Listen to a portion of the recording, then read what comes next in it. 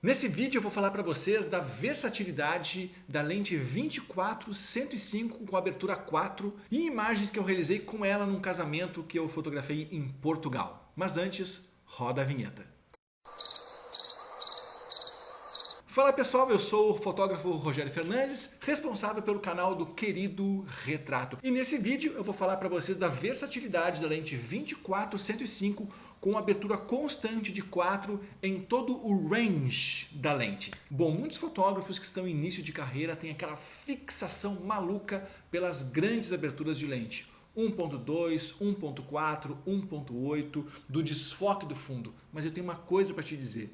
As grandes aberturas e as lentes do tipo zoom, elas fazem chover em diversas ocasiões, com diversas luminosidades e nos mais variados tipos de ambientes. Eu quero mostrar para vocês algumas fotos que eu fiz num casamento em Portugal em 2019 que eu realizei com essa lente, mostrando para vocês toda a versatilidade que a 24-105 tem.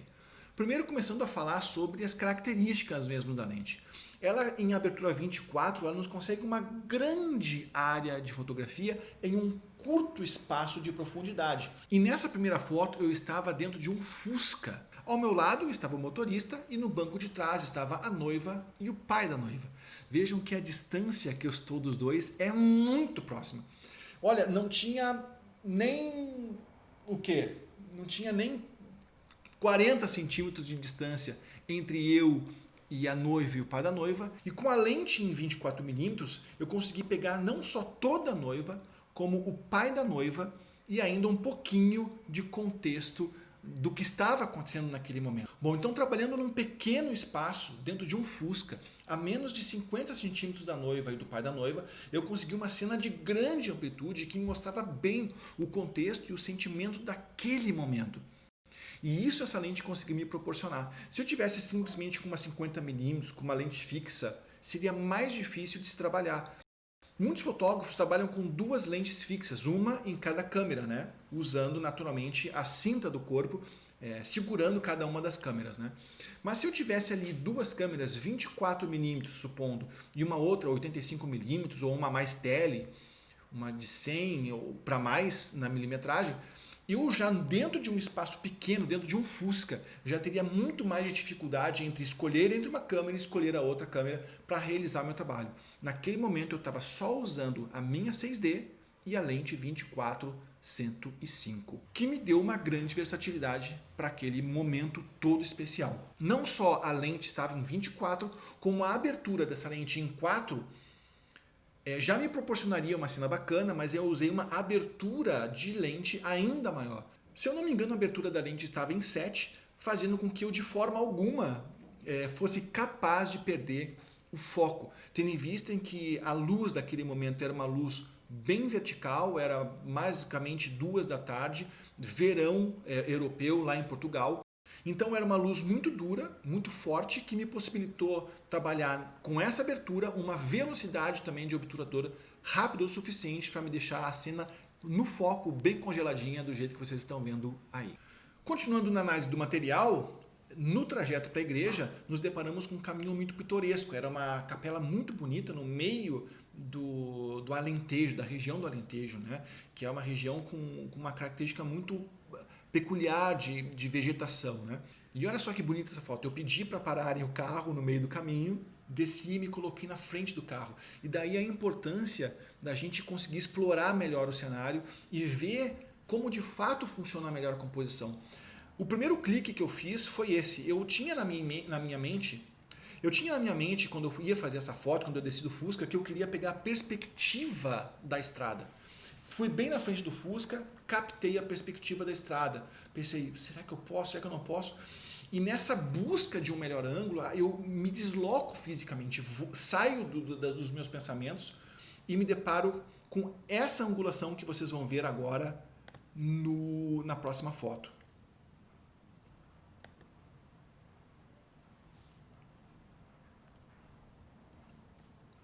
Essa foi a angulação. Então, movimentando fisicamente meu corpo, eu saí da frente do Fusca e me desloquei um pouco mais lateralmente e peguei essa perspectiva. Bom, então, com um pequeno deslocamento de no máximo 1 metro pro lado do Fusca, Olha só o que eu desvendo na minha frente. Uma estrada em perspectiva, eu consigo limpar o fundo da noiva e do pai da noiva, colocando eles de fato em destaque, fazendo com que todas as linhas da foto conduzissem até o objeto central daquela imagem, que era justamente o pai da noiva, a noiva se olhando em cima daquele Fusca. Eu tenho uma imagem com muito mais profundidade, com muito mais camadas dentro da minha fotografia, um destaque todo especial para a textura do céu e das nuvens, e claro, isso não às vezes uma questão de competência do fotógrafo, mas a gente tem que estar conectado e tem que ter essa sorte de pegar a textura das nuvens para dar literalmente essa perspectiva mais bacana do que um céu limpo, puramente azul, né? Que me chaparia um pouco mais a foto, né?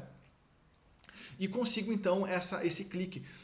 Percebam, pessoal, todo o Fusca está em foco.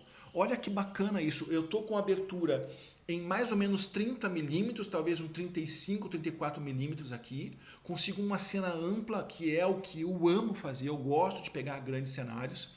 Numa abertura que ainda está variando, se eu não me engano, em 7, onde todo o meu Fusca está focado, aonde eu consigo pegar as nuances de luz, sombra, texturas que essa imagem tem para me fornecer. Geralmente, quando a gente trabalha com grandes aberturas, 1.2, 1.4, 1.8, a gente perde essa textura, a gente perde essas profundidades, a gente perde esse jogo de sombras e luz, a gente perde essa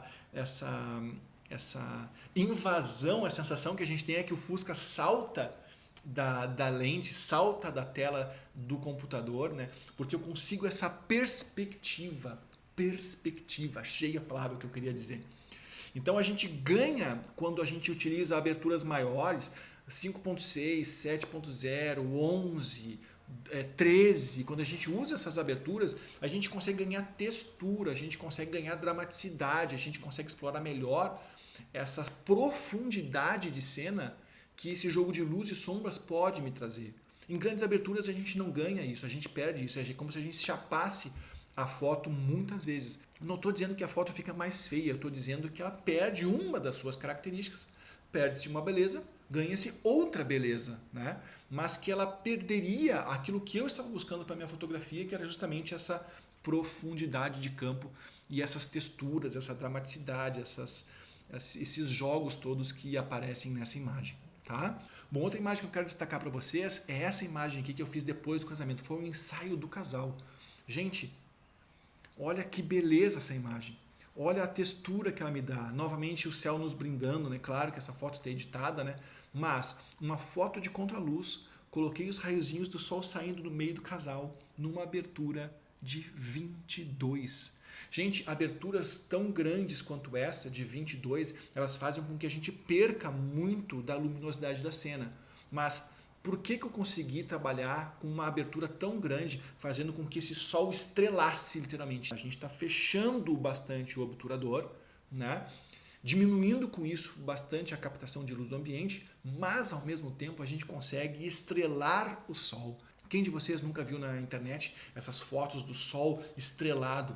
Esse efeito estrelado das luzes, né, ou até mesmo de fotos noturnas, das luminárias das ruas, a gente consegue quando a gente trabalha com aberturas maiores, 22, 17, 13. Né? Aí as luzes elas estrelam, a gente está fechando o obturador, diminuindo a luminosidade do ambiente. Então a gente tem que saber que trabalhando com essas aberturas, a gente vai perder luminosidade. Eu tenho que saber a quantidade de luz é o suficiente para que na hora do clique eu tenha uma velocidade de obturador suficiente para congelar a imagem. Né? Repito, aqui essa foto era mais ou menos 4 da tarde, verão europeu, lá em Portugal. Era um ambiente de muita luz que me proporcionou então a segurança para que eu fechasse a abertura numa abertura de 22, para que eu conseguisse estrelar o sol. A gente consegue perceber nessa imagem que já desde o asfalto já está tudo em foco. O asfalto está em foco, o noivo está em foco, a vegetação, logo atrás aquele muro ali atrás, está tudo em foco. Né?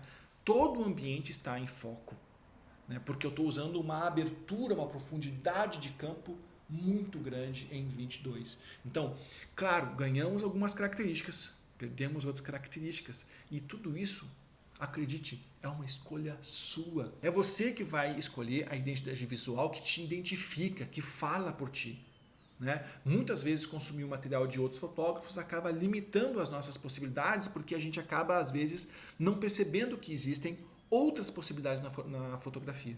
Então, estudar fotografia e entender quais são as capacidades do teu equipamento vão nos levar mais adiante. Muito bem, pessoal, então acabamos de falar da 24-105, essa lente maravilhosa, versátil, que me proporcionou grandes cenários, mesmo trabalhando em pequenos espaços. Um grande abraço, espero que você tenha gostado. Se gostou, deixe o seu like, inscreva-se no canal, ative a notificação, porque dessa maneira, a cada vídeo novo, a cada conteúdo de fotografia, você garante que vai estar recebendo ele para se aprimorar cada vez mais.